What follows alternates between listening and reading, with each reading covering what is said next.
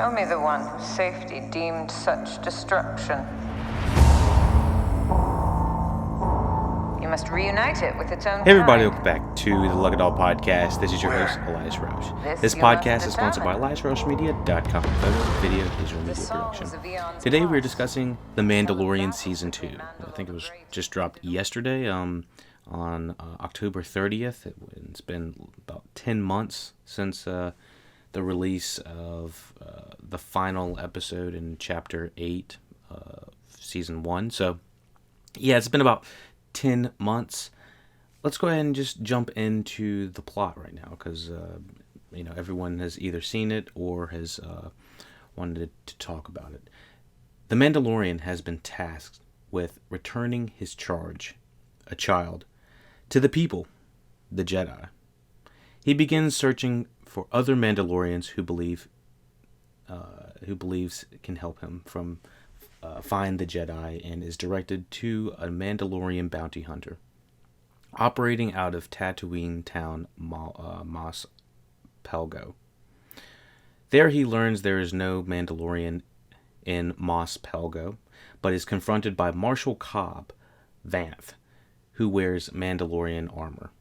Vanth explains that he freed his town from the control of the mining collective using his armor, which he bought from the Jawas in the desert. The town is now frequently attacked by a crate dragon. Vanth agrees to give the Mandalorian armor back to its people in exchange for help with killing the crate dragon. The Mandalorian arranges an agreement between the villagers of Mos Pelgo and a local clan of Tusk Raiders to work together to help the crate dragon in exchange for peace between the groups.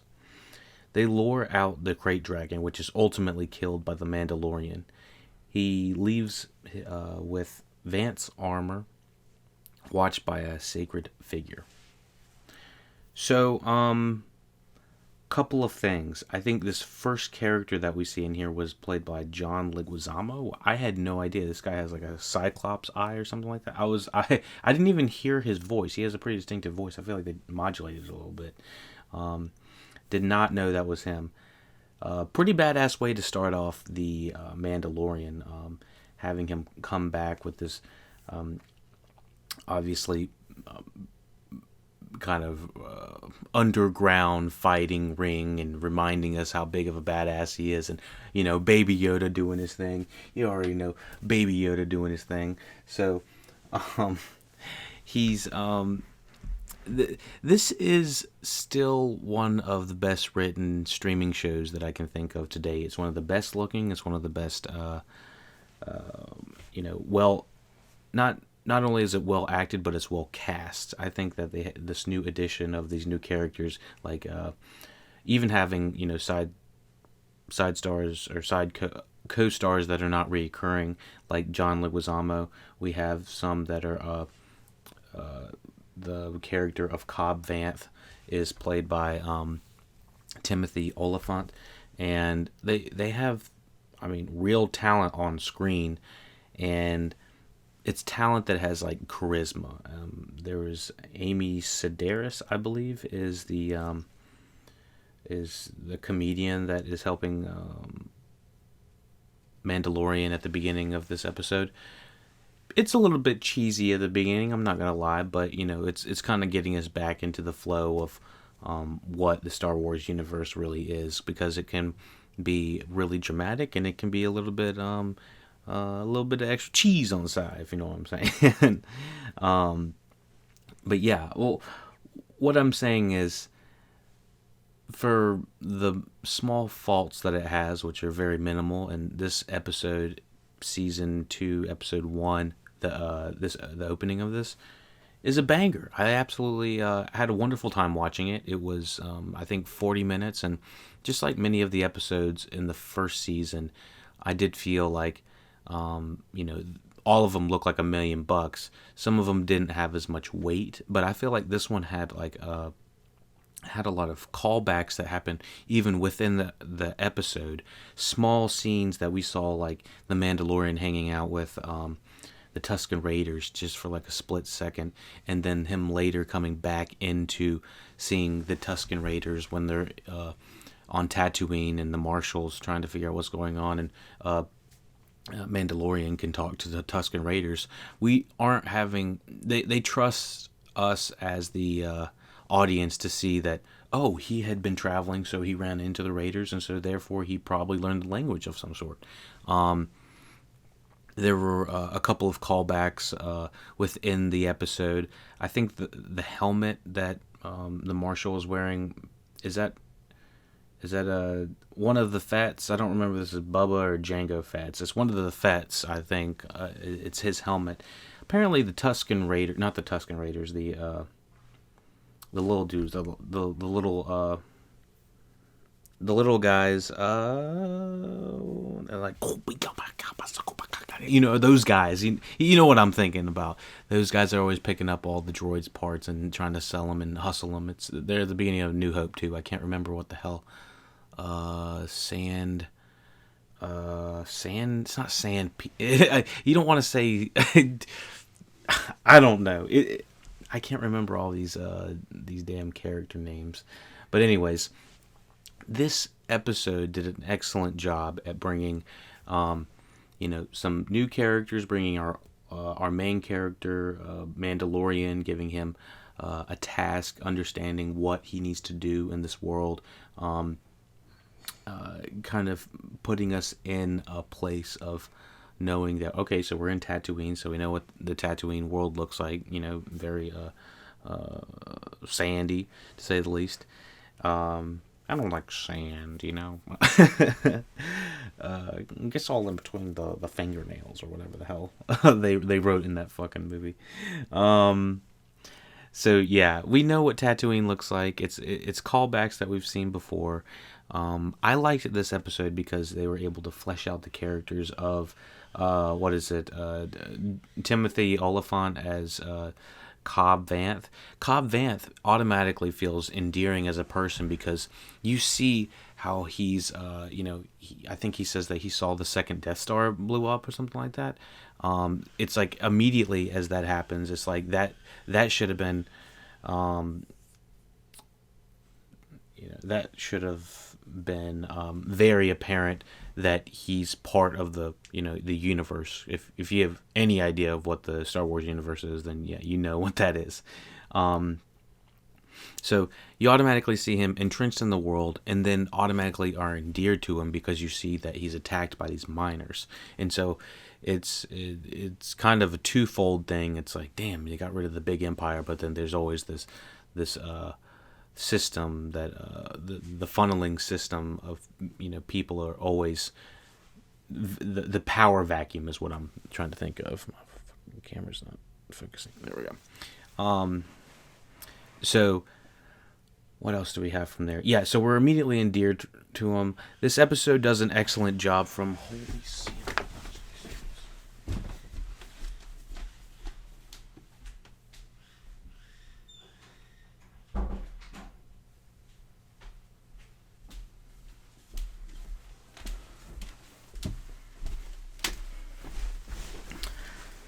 Must be work being done.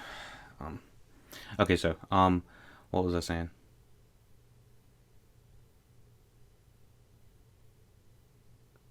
So yeah, this episode does an excellent job at just bringing us into the fold, understanding who our characters are, the motivations, the new characters, their motivation, understanding the world, and this big worm thing. I know it's called a dragon or something like that, but it looks like a fucking worm.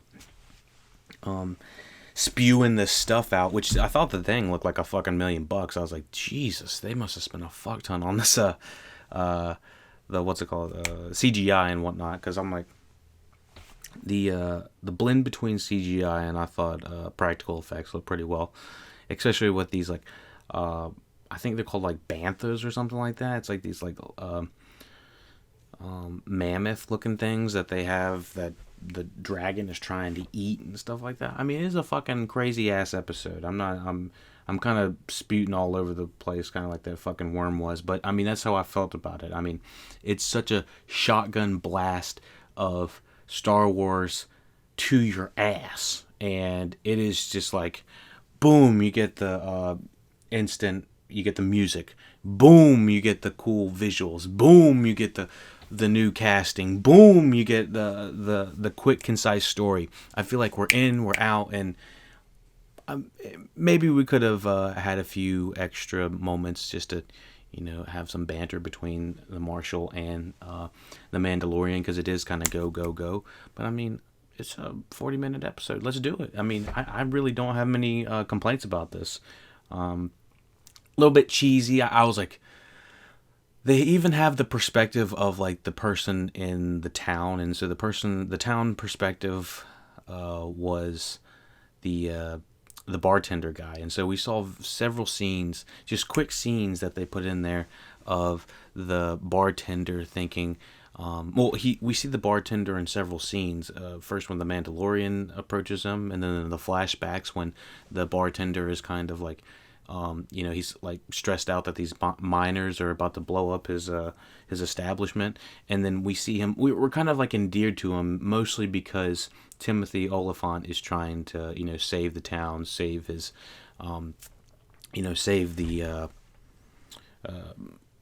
his place, and it is very much the Clint Eastwood man without a name or something like that? Man without a name, man with no face. I don't know. It's one of those Clint Eastwood things, you know what I'm saying?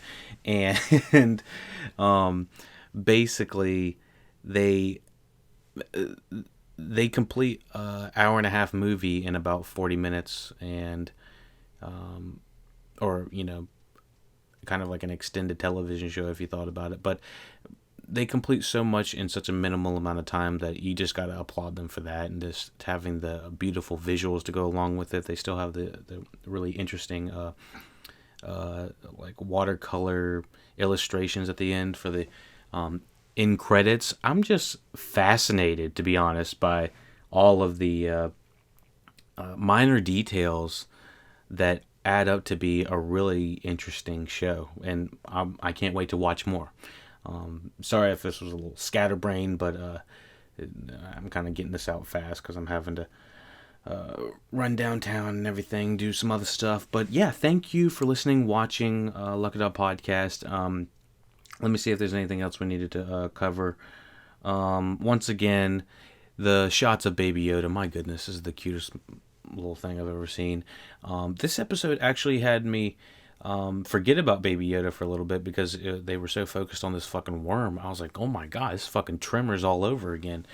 And I did think the fact that the Mandalorian needed that armor was a little bit. I was like, you needed that bad that you needed to destroy that worm? I was like, how are y'all gonna do that efficiently? Which, why not move the town at that point? Because my god, just ridiculous. So yeah, very interesting, very visually interesting as well. I this is one of the best looking streaming shows I can recommend. So yeah, let me know what you thought about the review. I know it was probably a little bit half baked, half ass, but if y'all let me know how I can concise and give a better review, you let me know. Let's see what else we got to cover. I guess we do have some Rick Frumiyama, Bryce Dallas Howard, Carl Weathers, Robert Rodriguez, and Peyton Reed. They're all going to be directors in this season. That's pretty interesting. Of course, Dave Filoni as well. And Dave Filoni is one of the guys that was linked to... Is this the... What is this guy? Yeah, he was linked for Avatar, The Last Airbender series as well. If he was involved in Avatar The Last Airbender and then went to do Clone Wars and Star Wars Rebels, I bet that shit is good. I'm not gonna lie. I always put that down because it was kind of I was not crazy about the animation, being honest. But this looks, if it's got some of the same people that I really respect, then I might have to check them out. So yeah, thank you for listening, watching LuckyDog Podcast. Check out the Patreon we just released. We have a Patreon page for the LuckyDog Podcast, and basically it's split into 3 different tiers. The 3 different tiers are $3, $5, and $10. For $3, the Lucky Dogs will have monthly retrospectives of movies over 5 years and older, access to all previous retrospective podcasts. For $5 a month, all access Patreon, monthly retrospectives of over 5 years, just as the first one is. But we're also going to have reviews on animated shows such as, Pokemon, Yu-Gi-Oh!, SpongeBob. We're going to check out all the classics, all the favorites, see what really made them tick, what made them, why were they so fucking popular. These are properties that have made like millions and billions of dollars.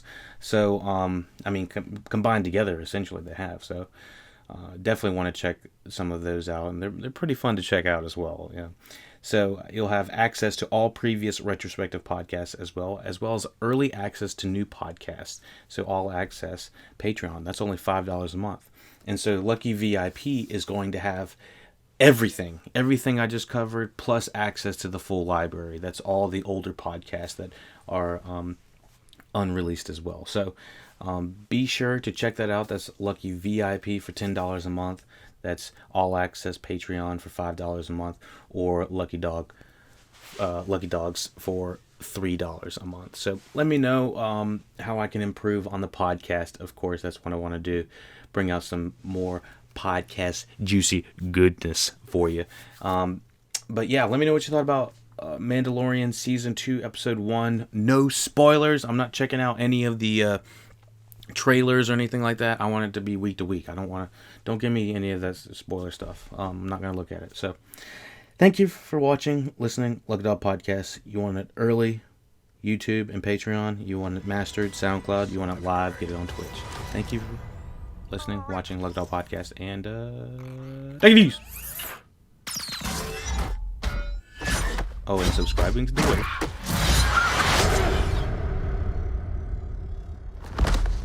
This is the way.